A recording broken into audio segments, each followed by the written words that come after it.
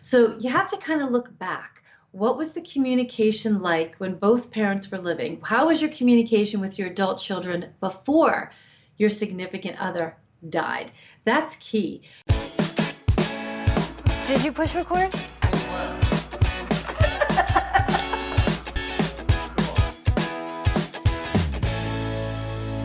Thanks so much for tuning in again to Our Second Act with Paige and Silka.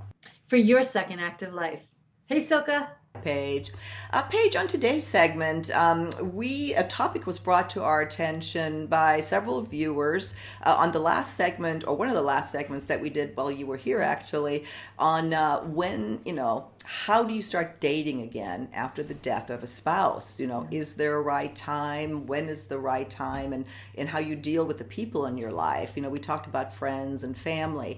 What we didn't discuss, and which is what was pointed out to me, is kids. Several women actually brought this up, that we'd love to hear more about how to deal with, and not kids but adult children, obviously, for our age.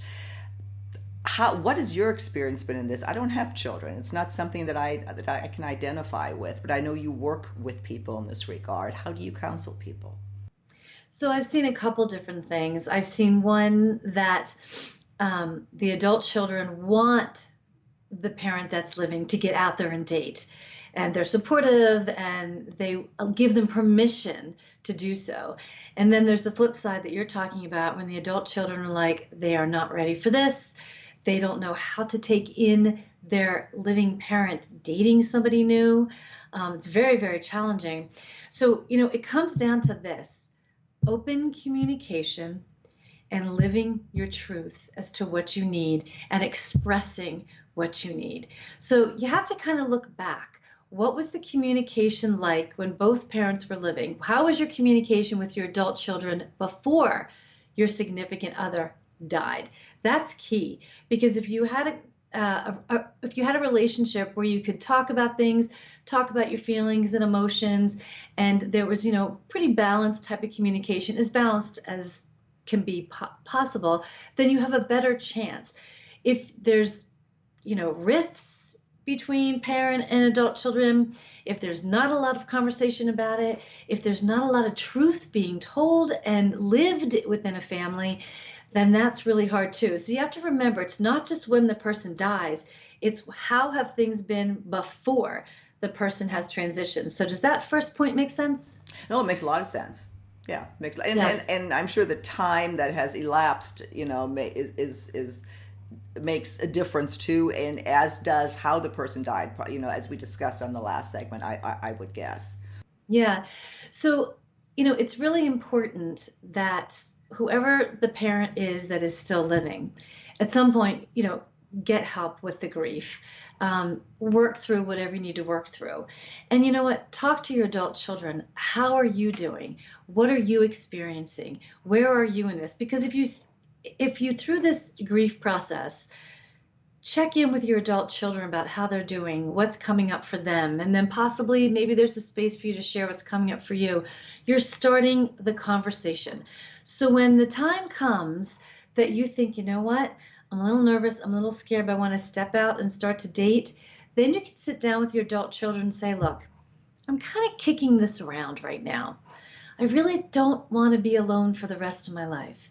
And I'm sure you can understand that I'm not dead yet, and I'd really like to have a companionship, and I'm concerned and worried that it will be hard for you. So what is it like for you, adult children, to just start to wrap your head around me dating again? So you see how that's different. You're starting to have a conversation, give them time to think about it, come back and talk about it. And that opens the door for everybody to kind of say where their needs are. But the bottom line is this: most of the time, the adult children will say, it's hard for me, Mom, or it's hard for me, Dad, but I know you need this. I'll work on this. I don't know how I'm going to be accepting or watching you be with somebody else rather than Dad, or be with someone else rather than Mom. But everybody's on the same page and they're sensitive. Then there's the flip side. You set all that up and you have one adult child, or maybe more than one, that says, no, we do not want this. We can't have this. And that's really them living in a place of selfishness. And that's when you have to step into yourself and kind of say, hey, you know what? I'm sorry that you feel like this. It's been a good amount of time, but I have to live my life, and hopefully you'll come to a place where you can accept this. So take the time that you need and let me know what you need from me. But I'm going to just start to get myself out there because this is what I need for me, just like you make choices for you that are good for you. So can you see the whole picture of how this kind of plays out and No, what you no, can do? I do. And I mean, in fact, that was going to be my follow-up question, but you already got there. Is, at what point is it just, I won't say our right, but we do have a right to happiness. At what point do you try to bridge that and just but not continue to appease something that's going to ultimately make you unhappy? I don't know. You each person knows. You know when it's time. That's why you start talking about it before you start to date. And then let's say you meet somebody, and you actually are starting to connect with somebody. You'll also won't know when the right time is to say, I just want you guys to know that I've been dating somebody. I know this might be hard for you. Let me know if you want to know about it, or you want to know about this person, or if you don't want to know about this person. If it's too soon, if you need more time, there's this conversation. And there might be some parents out there that say, well, I can do whatever the heck I want to do. My adult children don't need to blah, blah, blah. Okay, you have that right too. Yet, if you're trying to really do this in a way that's loving for yourself, loving for them, and having you all talk about it so it's, a little bit more harmonized, just keep that in mind. Everybody grieves differently. Everybody's duration is different as well. And everybody has different emotional baggage that might not have been completed as well too. Well, it comes back down to, I guess, communication, and involving, for what I'm hearing you say, involving the children in what's happening in your life, and hopefully maybe in that way create a buy-in for a lack of a better word. But Well, there are people out there too who are so afraid to bring up the topic. Oh my gosh, if I bring up the topic of their father dying, it's going to upset them. You have to get past that. You have to start to talk about the things that are difficult and challenging to talk about. And if you hide this from your adult children, this will go bad very quickly. So hiding it is not ever a good thing to do. Talking about it, bringing it up, and ultimately you have to do what's in your heart and soul that you need to do. But explaining it and finding the right verbiage really helps. yeah, yeah.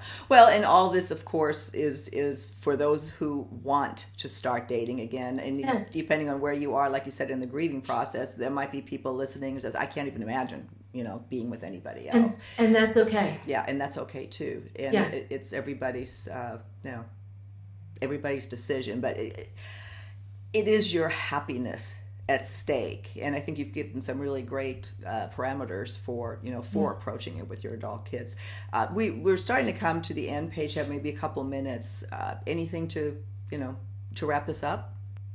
Just what I had said already. If you're really nervous and scared to say something, practice it. Talk in front of the mirror. Go see a therapist. Get the, verbiage to use to talk to your adult children.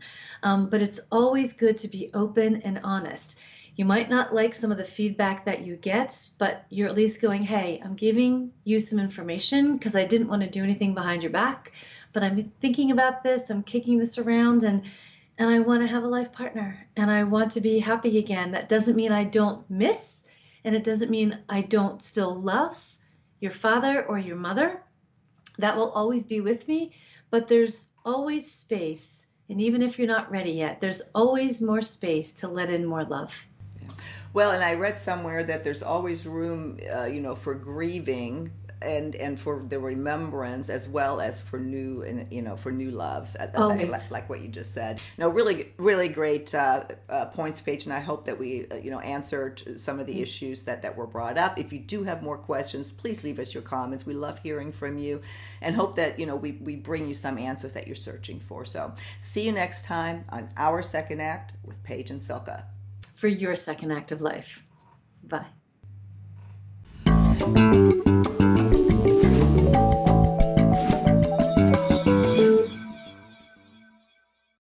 Thanks so much for watching. If you have a topic that you would like to see us cover, please visit our website, secondact.tv. On our homepage, we have a suggestion box in the upper right-hand corner. Just drop us a line. Let us know what's on your mind. We'd love to hear from you. See you next time. Bye-bye.